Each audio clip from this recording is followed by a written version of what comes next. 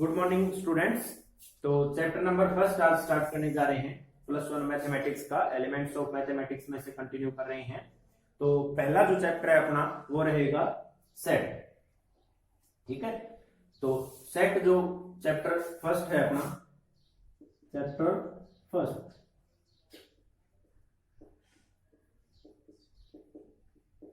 तो सारे स्टूडेंट साथ साथ कवर अप करें जितने भी चैप्टर आपको करवाए जा रहे हैं। तो चैप्टर नंबर 5 इससे पहले कंप्लीट हो चुका है अपना कॉम्प्लेक्स नंबर। ठीक है, अब चैप्टर नंबर फर्स्ट से स्टार्ट कर रहे हैं। एलिमेंट्स ऑफ मैथमेटिक्स की बुक में से आप कंटिन्यू करें, और बुक अगर स्टूडेंट के पास किसी के पास अगर नहीं है तो वीडियो के एंड में आपको एक्सरसाइज मिलेगी, उस एक्सरसाइज में से देख के आप सम जरूर ट्राई करें। ठीक है, तो देखो सेट का बेसिक सा आज हम कवर कर रहे हैं फर्स्ट एक्सरसाइज का। तो थोड़ा सा अलग चैप्टर रहेगा ये। ठीक है, 10th के से अगर कंपेयर करें तो हम, तो देखो सेट कहते किसको है। सबसे पहले इसकी डेफिनेशन है कि a well defined collection of object is called set. ठीक है, a well defined collection of object is called set. ठीक है, तो इस डेफिनेशन में देखो क्या लिखा हुआ है कि कलेक्शन ऑफ ऑब्जेक्ट। ठीक है, कि हम ऑब्जेक्ट क्या करेंगे, कलेक्ट करेंगे, और उस कलेक्शन को क्या कहेंगे, हम सेट कहेंगे। बट कैसी कलेक्शन होनी चाहिए हमारी, ए वेल डिफाइंड कलेक्शन होनी चाहिए। ठीक है, अब यहाँ वेल डिफाइंड का क्या मतलब है, कलेक्शन का क्या मतलब है, ऑब्जेक्ट्स का क्या मतलब है। ठीक है, ऑब्जेक्ट्स तो ऑब्जेक्ट है, उसमें हमारे मैथमेटिकली अगर बात करें तो ज्यादातर हमारे नंबर ही रहेंगे। ठीक है, अब नंबर कितनी तरह के हैं वो हम पढ़ चुके हैं। ठीक है, जैसे नेचुरल नंबर है, होल नंबर है, इंटीजर है, रियल है, रैशनल, इरेशनल। ठीक है, इस टाइप के जो भी नंबर हैं हमारे उनको हम कलेक्ट करेंगे। ठीक है, अब हमें ये देखना है कि किस कलेक्शन को हम सेट कहते हैं, किस कलेक्शन को सेट नहीं कहते। ठीक है, कलेक्शन ऑब्जेक्ट्स की है, किसी भी तरह की कलेक्शन हो सकती है, जैसे नंबर्स ऑफ चेयर कलेक्ट किए हमने, नंबर ऑफ पेन कलेक्ट किए, पेन कलेक्ट किए, कॉइन कलेक्ट किए। ठीक है, बुक्स कलेक्ट की। ठीक है, और नंबरों की बात करें तो हमने नंबर कलेक्ट किए, इंटीजर कलेक्ट किए, रियल नंबर कलेक्ट किए। ठीक है, तो देखो वेल डिफाइंड की मीनिंग यहाँ क्या रहेगी, कलेक्शन तक तो ठीक है, वेल डिफाइंड थोड़ा सा अलग है। ठीक है, तो जैसे अगर मैं यूं कहता हूं कि आप कलेक्ट कीजिए, collect natural number less then 5। ठीक है, 5 से छोटे नेचुरल नंबर अगर मैं आप सभी को कलेक्ट करने के लिए बोलूं तो क्या कलेक्शन आप प्रोवाइड करवाओगे।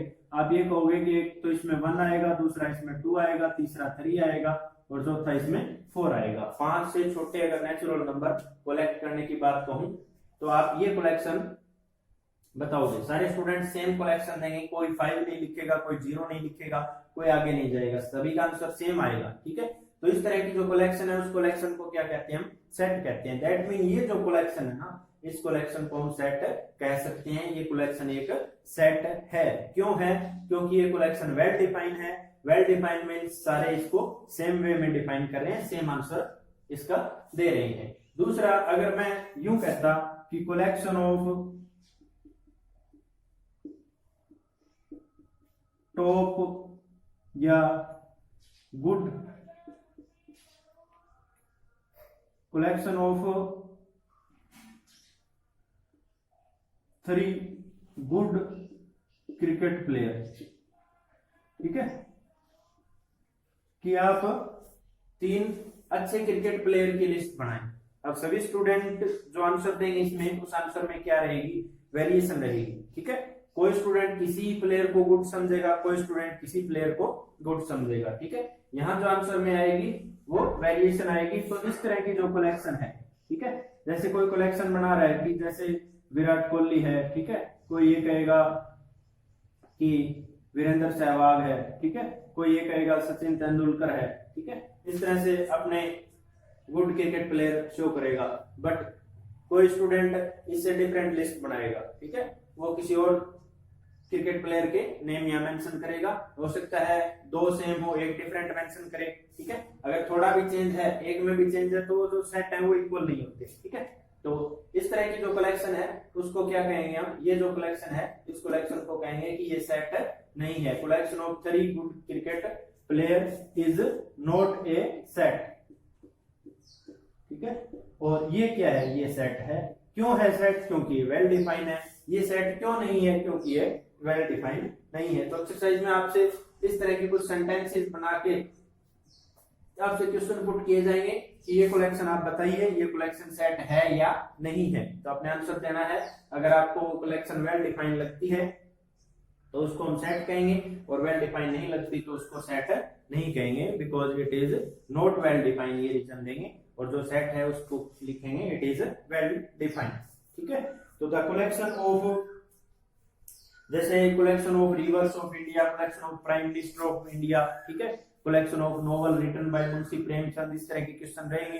ठीक है। तो जो आपको ये लगता है कि ये यूनिक है, इसका आंसर सेम रहेगा, तो वो कलेक्शन आप कहेंगे कि ये सेट है, अदरवाइज वो सेट नहीं है। ठीक है। तो ये तो था कि सेट की डेफिनेशन। ठीक है।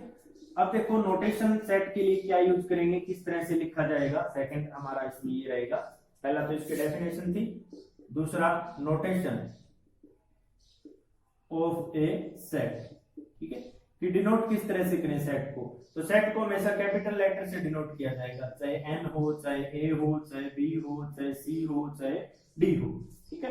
कैपिटल लेटर से उस सेट को डिनोट करेंगे। जैसे अभी हमने किया था collection of natural number less then 5। ठीक है। तो उसको कैपिटल एन या कैपिटल ए से डिनोट करें और इस तरह से लिखें 1 2 3 4। ठीक है। ये जो है उसमें नंबर लिखे जाएंगे, तो इस तरह से डिनोट होगा। एक तो कॉमा लगा के लिखे जाएंगे एलिमेंट्स, ठीक है, डिफरेंट 1 2 3 4। दूसरा सबसे इंपॉर्टेंट रिजल्ट इसका ये है कि इस तरह की ब्रैकेट आप यूज करें। ठीक है। कर्ली ब्रैकेट, ये जो ब्रैकेट लगाइए इस तरह की ब्रैकेट यूज करें, या फिर ऐसे ऐसे कर सकते हो। ठीक है। इस तरह की ब्रैकेट आप यूज करते हो तो वो सेट माना जाएगा। अगर कोई स्टूडेंट इस तरह की ब्रैकेट यूज करता है या इस तरह की ब्रैकेट लगा के एलिमेंट लिख रहा है, दैट मीन वो रॉन्ग है। ठीक है। तो हमेशा ध्यान दें, सबसे इंपॉर्टेंट है ये कि सेट को किस तरह से नोटेशन डालें, हम किस तरह से उसके एलिमेंट हम लिखें। ठीक है। तो कॉमा लगा के एलिमेंट हम शो करेंगे, और करली ब्रैकेट सबसे इंपॉर्टेंट है कि करली ब्रैकेट में ही आप सेट को लिखें। ठीक है। तो ये है कि सेट की नोटेशन हम किस तरह से करेंगे। थर्ड टॉपिक इसमें है अपना कि रिप्रेजेंटेशन ऑफ ए सेट।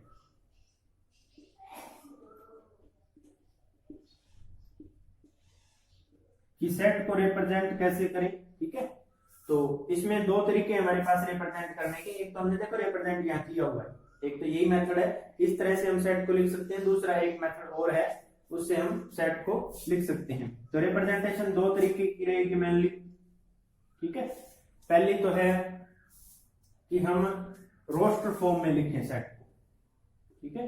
एक तो ये है कि रोस्टर फॉर्म है हमारी, नाम ध्यान रखें आप कि सेट को रोस्टर फॉर्म में लिखा जाएगा या सेट को सेट बिल्डर फॉर्म में लिखा जाएगा।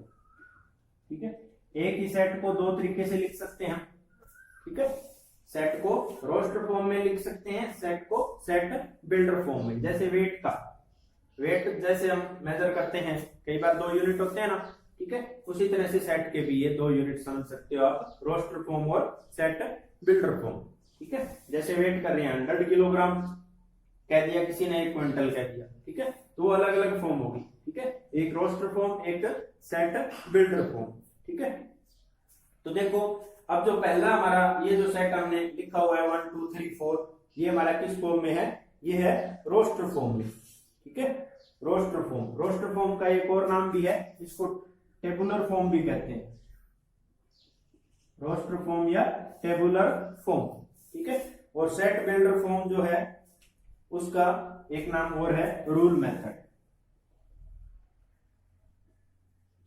ठीक है। मेनली हम यही ध्यान रखते हैं, एक रोस्टर और दूसरा सेट बिल्डर। अब यही सेट है, सपोज करो सेट हमारा क्या था, set of natural number less then 4। ठीक है। इसको अगर ये कहे कि रोस्टर फॉर्म में लिखो, तो रोस्टर फॉर्म में तो हम इस तरह से लिखेंगे कि ये हमारा सेट है 1 2 3 4। ठीक है। ये तो हमारी हुई रोस्टर फॉर्म। ठीक है। इसी सेट को ये कहे कि सेट बिल्डर फॉर्म में लिखो। ठीक है। फिर देखो किस तरह से कैपिटल ए से डिनोट करेंगे, सेट बिल्डर में लिखना है हमें। ठीक है। तो इसमें थोड़ा सा ज्यादा ध्यान देंगे कि सेट बिल्डर में किस तरह लिखें। जैसे सेट हमारा क्या है, सेट में नंबर हमें क्या दिखाई दे रहे हैं, सारे के सारे नेचुरल नंबर हैं, ठीक है। तो a इक्वल टू, यहाँ a equal to curly bracket लगाएं, या x लिख सकते हैं आप, या n भी लिख सकते हैं, a equal to small n, ठीक है। स्मॉल n क्या है, ये नंबर है 1 2 3 4, ठीक है। अब हम दिखाएंगे कि ये जो स्मॉल n है ये क्या है। स्मॉल n के बारे में हम लिखेंगे यहाँ सच दैट स्मॉल n जो है वो लेस देन 5 है, ठीक है। और n जो है वो किसको बिलोंग करता है, नेचुरल नंबर को, ठीक है। ये जो सिंबल यहां लगा रहे हैं हम इस तरह का, ये होता है बिलोंग टू, ठीक है, बिलोंग्स टू। इस सिंबल का मतलब होता है जैसे n belongs to n, that mean ये जो n है ये किसको बिलोंग करता है, नेचुरल नंबर को। बिलोंग जैसे संबंधित है, जैसे कोई किसी गांव से बिलोंग करता है, कोई किसी गांव से बिलोंग करता है, ठीक है। इस तरह से जो n है वो नेचुरल नंबर को बिलोंग करता है, और n जो है वो क्या है, 5 से लेस रहेगा, और a इक्वल टू क्या है, n है, ठीक है। तो इसका मतलब यही है कि हम 1 2 3 4 के बारे में पढ़ रहे हैं, ठीक है। अगर इसको ओनली पढ़ा जाए तो इसका मीनिंग यही है कि ये 1 2 3 4 ही लिखा हुआ है, ठीक है। लिखने का तरीका थोड़ा सा अलग है कि हम सेट बिल्डर फॉर्म में इस तरह से लिखेंगे, a is equal to n, और n क्या है, लेस देन 5 है, और n क्या है, हमारा नेचुरल नंबर है। सारी इंफॉर्मेशन हम यहाँ प्रोवाइड करवाएंगे, इसकी मीनिंग वापस यही बननी चाहिए, ठीक है। तो एक्सरसाइज में इस टाइप के भी हमारे क्वेश्चन रहेंगे कि आप इन सेट को रोस्टर फॉर्म में लिखा हुआ है सेट बिल्डर में लिखें, सेट बिल्डर में लिखा हुआ है रोस्टर फॉर्म में रिप्रेजेंट करें, ठीक है। ये हमारी दो फॉर्म है कि सेट बिल्डर फॉर्म और रोस्टर फॉर्म। दूसरा एक बात और ध्यान दें सेट में कि ऑर्डर मैटर नहीं करता सेट का, ठीक है। ऑर्डर इज इमैटेरियल, कि ऑर्डर मैटर नहीं करेगा। जैसे किसी बच्चे ने सेट यूं लिख दिया, सोच करो किसी बच्चे ने ए सेट लिखा है 1 2 3, ठीक है, और दूसरे बच्चे का आंसर ये था कि 2 3 1, ठीक है। तो इसमें कोई डिफरेंस नहीं है, 1 2 3 लिखा है या 2 3 1 है, ऑर्डर इसका मैटर नहीं करेगा। मैटर क्या करेगा कि करली ब्रैकेट या कोमा उस स्टूडेंट ने लगाए हैं या नहीं लगाए हैं, ठीक है। करली ब्रैकेट पे सीधा ध्यान जाएगा, अगर करली ब्रैकेट नहीं लगा रखी दैट मीन फिर रॉन्ग होगा। तो ऑर्डर का कोई यहाँ डिफरेंट नहीं है, एक तो ये बात ध्यान दें। दूसरा, अगर किसी स्टूडेंट ने सपोज करो यूं लिखा है 1 2 3, ठीक है, और एक स्टूडेंट यूं लिख रहा है कि 1 1 2 3 1 1, ठीक है, इसका मतलब भी सेम ही है, ठीक है। यहाँ जो रिपीटेशन हो रही है 1 जैसे 4 बार लिख दिया मैंने, ठीक है। तो ये और ये क्या है, इनको इक्वल सेट की डेफिनेशन में भी पढ़ेंगे हम कि सेट इक्वल कौन सी होती हैं। यहाँ 1 2 3 है, यहाँ 1 2 3 के अलावा में 1 1 1 लिखा हुआ है, बट फिर भी ये सेट क्या कहलाएंगे, इक्वल सेट होंगे, ठीक है। तो ये भी ध्यान दें कि रिपीट अगर कर रहा है तो वो सेट इक्वल ही माने जाएंगे, ठीक है। तो ये था हमारा सेट के बारे में, सेट की नोटेशन, रिप्रेजेंटेशन, ठीक है। अब थोड़ा सा टाइप्स ऑफ सेट के बारे में पढ़ेंगे कि सेट कितनी तरह के हो सकते हैं, ठीक है। बेसिक इसके बारे में आज हम करेंगे। तो देखो टाइप्स ऑफ सेट में, जैसे सेट किसी भी तरह का हो सकता है, अल्फाबेट का सेट, वोवल का सेट, ठीक है, इस टाइप से भी। तो टाइप्स ऑफ सेट में पहले हम पढ़ रहे हैं कि फाइनाइट सेट किसको कहेंगे, फाइनाइट सेट, ठीक है। तो बाय नेम ही पता चल रहा है फाइनाइट सेट कौन सा सेट होगा, जिस सेट में नंबर ऑफ एलिमेंट क्या हो, फाइनाइट हो, यानी जिनको हम काउंट कर सके। जैसे set of natural number, A set of natural number less then 100, ठीक है, 100 से छोटे नेचुरल नंबर, तो इन सेट को क्या कहेंगे हम, फाइनाइट सेट कहेंगे, ठीक है। तो फाइनाइट सेट मींस जिसमें नंबर ऑफ एलिमेंट फाइनाइट हो, जिनको हम काउंट कर सके। सेकंड हमारा जो सेट रहेगा वो रहेगा इनफाइनाइट सेट, ठीक है। अब इनफाइनाइट देखो बाय नेम ही पता है हमें, इनफाइनाइट, ठीक है, जिसमें नंबर ऑफ एलिमेंट क्या हो, इन्फिनिटी तक जाए, ठीक है। जैसे यही लिख दें कि सेट ऑफ नेचुरल नंबर, इसमें लिख दिया मैंने ग्रेटर देन 100, ठीक है, 100 से बड़े नेचुरल नंबर, ठीक है, 101, 102, 3, 4, 5 इस टाइप से, ठीक है। तो ये कहां तक जाएंगे, हम इन्फिनिटी तक जाएंगे। तो इस तरह के जो सेट हो जिसमें नंबर ऑफ एलिमेंट, ठीक है, हम काउंट नहीं कर सके तो उसको अनकाउंटेबल हो तो उन सेट को क्या कहा जाएगा, इनफाइनाइट सेट, ठीक है। तो ये फाइनाइट सेट, इनफाइनाइट सेट, एक होता है हमारा सिंगलटन सेट, बाय नेम इनकी डेफिनेशन होगी, कोई प्रॉब्लम नहीं है, सिंगलटन सेट, ठीक है। सिंगलटन सेट, अब सिंगल मीन्स 1, ठीक है। ऐसा सेट जिसमें केवल एक ही एलिमेंट हो उस सेट को क्या कहा जाएगा, सिंगलटन सेट। जैसे अगर मैं यूं कहूं, a set of natural number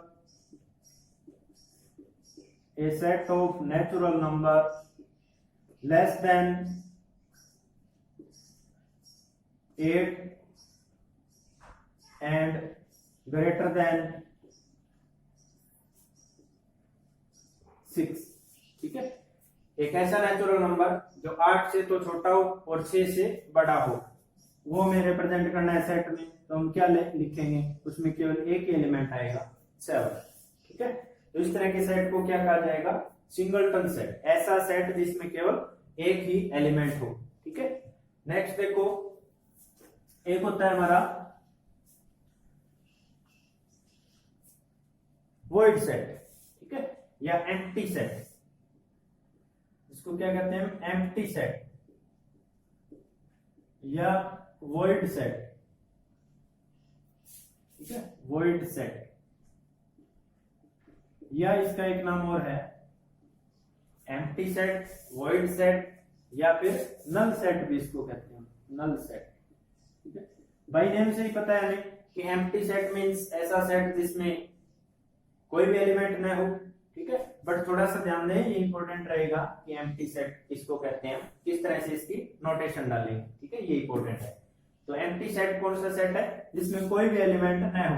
जैसे मैंने यहाँ क्या लिखा है, set of natural number less than 8 and greater than 6। अगर मैं यूं कहूं कि set of natural number less than 8 and greater then यहां 7 लिख दे, ठीक है, less than 8 and greater then 7, ठीक है। फिर आपका क्या आंसर आएगा कि उस सेट में कौन से एलिमेंट लिखे जाएंगे, ऐसा सेट जिसके नेचुरल नंबर हो और 8 से क्या हो, छोटे हो, और 7 से बड़े हो, ठीक है। अब 8 से छोटे और 7 से बड़े ऐसे नेचुरल नंबर एग्जिस्ट नहीं करते, ठीक है। तो इस तरह के सेट को क्या लिखेंगे हम, फिर हम खाली छोड़ देंगे इसको, ठीक है। इसको क्या कहते हैं, एम्प्टी सेट। तो एम्प्टी सेट की जो नोटेशन है वो आप इस तरह से लगा सकते हैं कि कर्ली ब्रैकेट और बीच में कुछ ही ना लिखे, ठीक है। बीच में अगर कुछ भी लिख दिया, सपोज करो 0 लिख दिया, फिर ये सिंगलटन सेट होगा, ठीक है। अब 0 तो नेचुरल होता नहीं, इसके बीच में कोई नंबर आएगा ही नहीं ऐसा जो कि नेचुरल हो, तो इस तरह के सेट को क्या कहते हैं, हम एम्प्टी सेट कहते हैं। एक स्पेशल नोटेशन इसकी रहेगी, इसको 5 से डिनोट किया जाता है, ठीक है, 5, इसको पढ़ते हैं 5, एम्प्टी सेट के लिए स्पेशल है ये, इसको 5 लिखते हैं। इसको इस तरह से नहीं लिखना, ठीक है। अगर किसी बच्चे ने इसके साइड में कर्ली ब्रैकेट लगा दी, फिर ये एम्प्टी नहीं रहा, ठीक है, फिर ये सिंगलटन होगा, 5 फिर कोई एलिमेंट का नाम है, ठीक है। फिलहाल हम या तो आप इस तरह से लिखें या इस तरह से डिनोट कर सकते हैं, इसके बाहर कर्ली ब्रैकेट न लगाइए, ठीक है। कर्ली ब्रैकेट लगाइए तो बीच में कुछ न लिखें, तो इस सेट को क्या कहा जाएगा, एम्प्टी सेट, ठीक है, या नल सेट या वॉइड सेट इसको हम कहते हैं, ठीक है। तो ये जरूर ध्यान दें आप, इसके अंदर कोई एलिमेंट नहीं लिखें, ठीक है। इसके बाद देखो इक्वल सेट किसको कहेंगे हम, तो दो सेट को इक्वल कब कहेंगे हम, इक्वल सेट,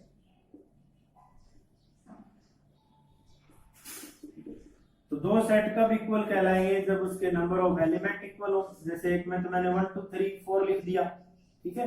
दूसरे सेट में अगर मैं यूं लिख देता हूं कि 1 2 3, ठीक है, 4 न लिखें, तो फिर ये सेट क्या होंगे, अनइक्वल। अगर इसमें भी 1 2 3 4 है तो ये सेट क्या होंगे, इक्वल होंगे। दूसरा एक बात और ध्यान दें, अगर किसी बच्चे ने इस तरह लिख दिया, जैसे पहले भी बताया था मैंने कि अगर रिपीट कर रहा है तो कोई प्रॉब्लम नहीं है, ठीक है। अब भी ये सेट क्या है, 1 2 3 4, 1 इसमें 2 बार आ गया, 3 बार आ गया, 4 बार आ गया, ठीक है, उसमें कोई डिफरेंस नहीं होगा, वो सेट क्या कहलाएंगे, इक्वल सेट ही कहलाएंगे। तो उसके एलिमेंट सारे, ए के सारे एलिमेंट बी में प्रेजेंट हो, बी के सारे एलिमेंट ए में प्रेजेंट हो, तो उन सेट को क्या कहा जाता है, इक्वल सेट कहा जाता है। ठीक है। इसके बाद देखो एक इक्विवेलेंट सेट, तो इन पे बेस्ट भी क्वेश्चन रहेगा हमारा कि ये सेट बताइए आप इक्वल है या नहीं है। एक है हमारा इक्विवेलेंट सेट। ठीक है। तो इक्विवेलेंट सेट में हम क्या देखेंगे, इसमें नंबर ऑफ एलिमेंट देखेंगे हम, number of elements are equal.